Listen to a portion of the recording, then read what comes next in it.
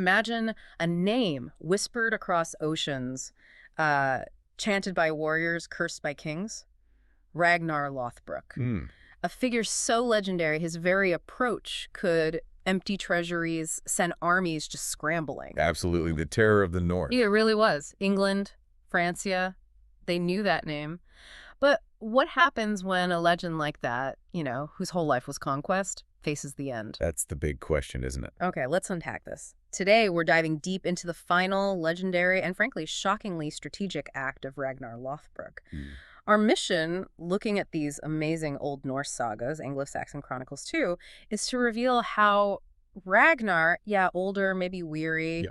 actually orchestrated his own death. Right. Not as a defeat, no, but as a calculated, brilliant move for ultimate vengeance, sparking one of the biggest Viking invasions ever. It's quite something. This wasn't just an end, it was a beginning, planned right from, the serpent's pit. And what's truly fascinating here is where Ragnar stood at this point in his life. Yeah. He wasn't just, any Viking lord. Yeah. He was a living legend, almost mythical. His sons, Bjorn Ironside, Ivar the Boneless, Ube, they were already huge names, carving out their own empires. Yeah, all over the place. Mediterranean, the Baltic. Exactly. But for Ragnar himself, this massive fame, it became a kind of double-edged sword. How so? Well, it cemented his place in history, sure. But after decades of relentless raiding, decades of conquest, direct, open battle with a major kingdom, almost impossible. Okay. Kings and earls were simply too scared of him. They wouldn't meet him on the field. They just hide behind their walls, forcing these long, costly sieges. So his legend actually kind of cornered him. In a way, yes. It limited his options for traditional conquest. That's a profound thought, isn't it? That your greatest strength becomes your biggest limitation. You can almost feel his restlessness. Ragnar, a man whose body is just a map of scars from countless battles. He's weary of the same old conquests. Understandable. Physically maybe waning a bit, but that fire inside, still burning fiercely. He's watching his sons build these grand legacies. Right. And it makes you wonder, how does a man like that, still hungry for glory, still so ambitious, come up with a plan that seems so, completely out of character? Or maybe perfectly in character, just unexpected. Okay, so what do the sources say? When direct conquest is off the table, what was his next most audacious move? This is where it gets really interesting. It absolutely is, because when you connect the dots, when you look at the bigger picture, this wasn't desperation. Yeah. No, it was profound strategic foresight, almost a dark kind of genius at work, really.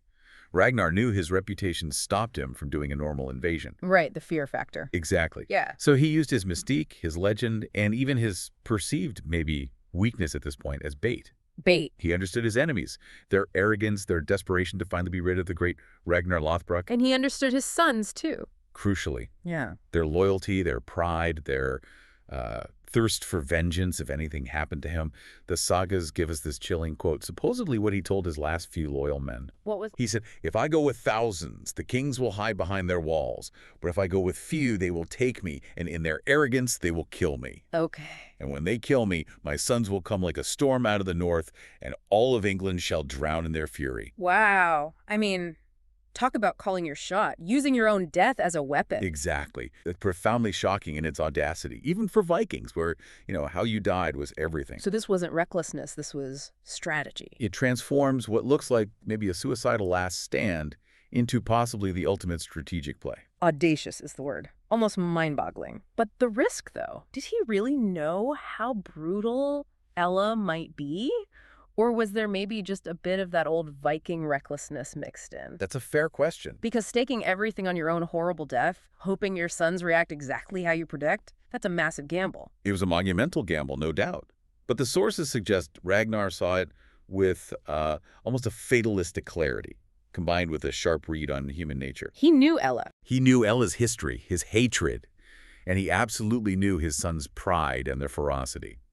The recklessness, if you want to call it that, was in the method, maybe, not the overall goal. Okay, so embrace the brutality. Yes, because he knew that brutality would be the most powerful catalyst. A glorious death in battle gets you Valhalla, sure. But Ragnar twisted it. He used an undignified death to guarantee a glorious future for his legacy, fueled by vengeance. He believed in the power of the story. Absolutely. The story of his suffering, he knew, would ignite his sons more than any command he could give while alive. And so this incredible, almost macabre plan is set. Ragnar sails. The sagas paint this picture, right? Crossing the Gray Sea, just one small ship, a handful of men, lands in Northumbria. And King Ælla. Oh, King Ælla must have thought Christmas came early. He hadn't forgotten the terror Ragnar brought before. The burned towns, looted churches, the sheer humiliation. For Ælla, capturing Ragnar, it wasn't just victory, it was like the gods themselves delivering justice. The threat that haunted him finally gone, or so he thought. Exactly. But for Ragnar, this was just destiny unfolding, according to his plan. Every chain, every insult was a calculated step. So they bind him in iron chains, and the king, just dripping with arrogance, declares, No sword shall touch you, for you shall die not as a warrior, but as an outlaw. The ultimate insult. Intended to be. But Ragnar's reaction, even in chains, enemy stronghold.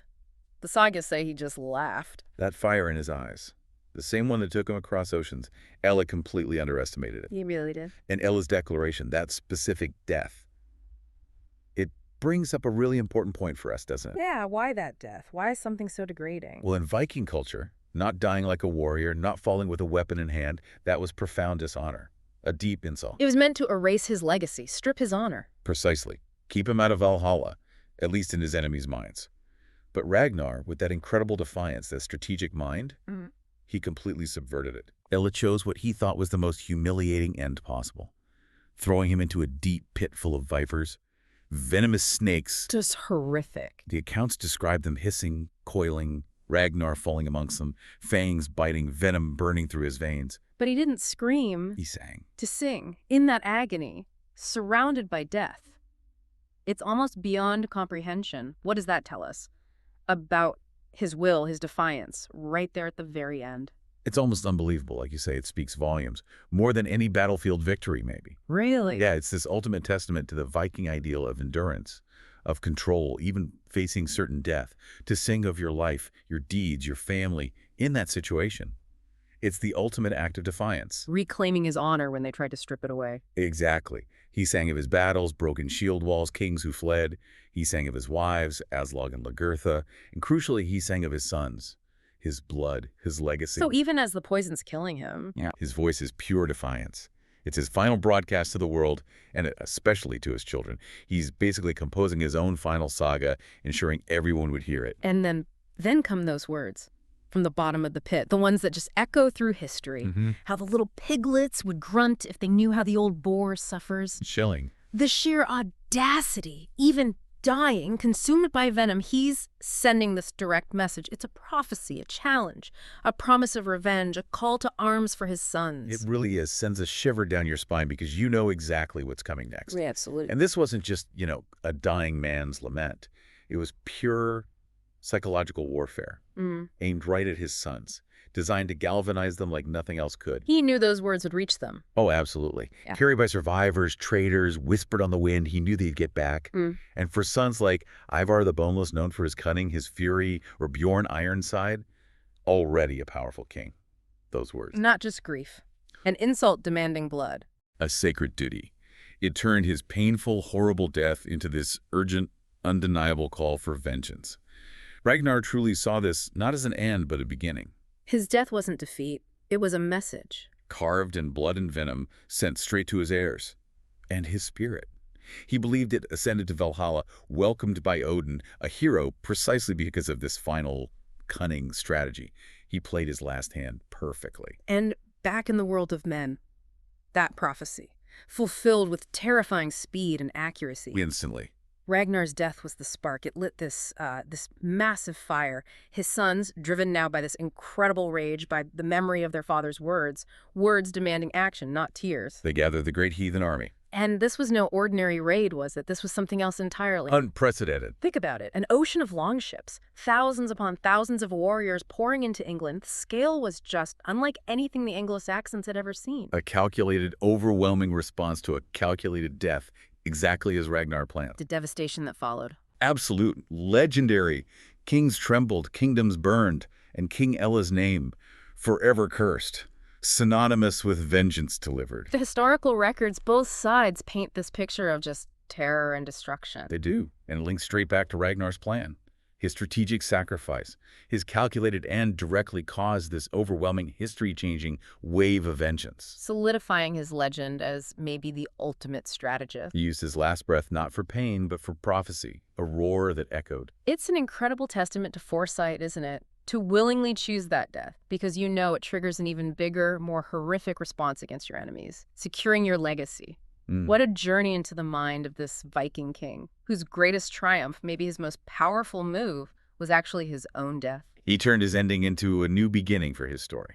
A catalyst for revenge that made him immortal, cemented his place forever. Indeed. Ragnar Lothbrok didn't really die in that pit, did he? His body, yes, but the legend, it lived on. Immortal as the northern stars, told and retold for centuries. And this really hammers home the core insight here. How one single, calculated death, even one so brutal, so seemingly lacking in honor, could completely reshape the political map, the history of a continent. It forces you to rethink power. It does. So what does this all mean for you, listening right now? If a man's death can be his most powerful act, what does that truly say about legacy, about influence, about the stories we tell about ourselves, even right at the end? That's something to think about. Consider how narratives, even narratives of death, can shape destiny, inspire actions long after someone is gone. How powerful a story can really be.